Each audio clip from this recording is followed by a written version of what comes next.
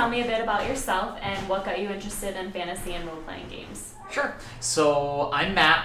I've been playing D&D since I was in like elementary school. Wow. Because I had a friend whose sister played, and she was nice enough to let her bother her and her friends while they were playing. And I read a lot of fantasy novels, young adult literature, that sort of thing. So I've kind of always been like in that world, and then recently got back into it. Awesome. So who or what are some of your biggest influences?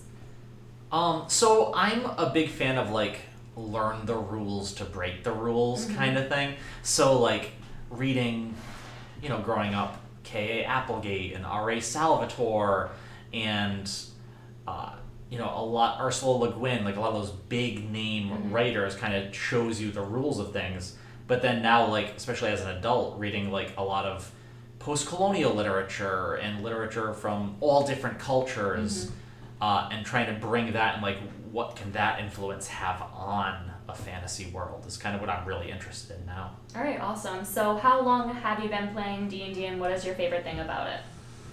So I've been playing I played when I was younger, but when you're like 10, the commitment to games isn't quite the same thing. So it would be sporadic and here and there. But then I started playing with these guys, almost a couple of years ago now. We were able to finish an entire 1.5+ year long campaign, and it's pretty awesome. Awesome. To be able to do. If you had an opportunity to convince somebody to play that never has, what would you say? That it's really, really fun. Creative, right? Really creative, really fun. D&D to me is like the closest thing to gaming in a novel form that you can get. And that these tabletop role-playing games, it's not just one person telling a story, right? Like it is by definition a bunch of people coming together to tell one story and create this thing. Is just so cool. And I don't think you can get that anywhere else. Yeah, awesome. So you're the DM. Is it difficult being the DM? I make it difficult on myself. I think, it's as difficult as you want it to be, right? Like if your thing is you really like monsters and you want to create cool monsters, then you just do that. If your thing is you want fun puzzles or difficult challenges, you concentrate on that. I am big into like, I want to create like an entire world. Right. And then use player input to like build it off more. of it. So how much prep is necessary to be a DM? None. Zero. I mean, to be a DM, you should know some of the rules, right? Like, there's no way you're going to know all the rules, but you should know maybe some and have played before, probably. Or at least watch some videos. Just to get the gist of it. Yeah, I mean, but you can totally just do a procedurally generated game, right? Okay. You guys walk into, where do you walk into? This guy says something, but what does he look like, right? Like, you can just ask your players to do most of your job for you if you really want to. Yeah, awesome. So tell me about your world specifically and what helped you create it. So this world, I have a lot of stuff in my mind and a lot more stuff written than like the players have seen. Okay. The area where they are for this campaign that we started, they had never seen before. They may have gotten inklings about it.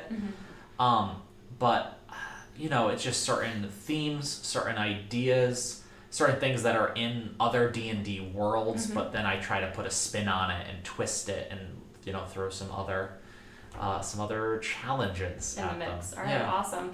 What is the vision for Icosacasts and Roads Productions for the future? Oh, okay. So, I mean, I want to play more D&D and put videos of it online, right? Okay. And like other content, like how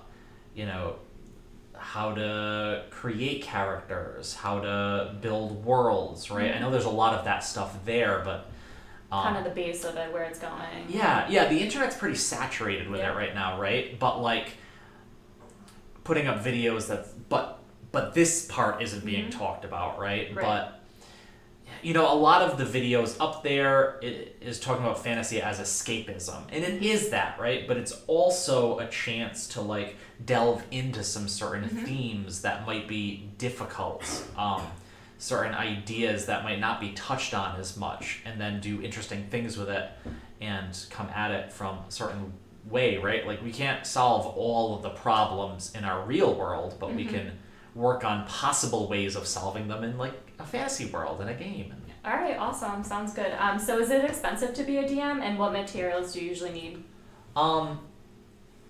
Nothing. You need nothing. You just, I mean, like I have the books and I have dice, but like you can find the book information online on your phone. You can roll dice electronically. Right. A lot of people spend a lot of money on D&D because there's really cool creators out there making really cool stuff that people want to have. But it's really cool playing now because there's really no bar to entry. Okay, cool. Really. What do you think sets Icosacasts and Rhodes Productions apart from any other D&D productions? So I think we have a lot of people that are really committed to telling a good story, to working with each other. There's a lot of really good content out there, right? But it's a little bit, ours is a little bit different, just like any other D&D game is a little bit different. What you're going to see on Icosacast is really a group of people coming together to tell stories that they care about, to talk about themes they care about, and hopefully people enjoy it. All right, awesome. Thanks, Matt. Yeah, thanks, Jen.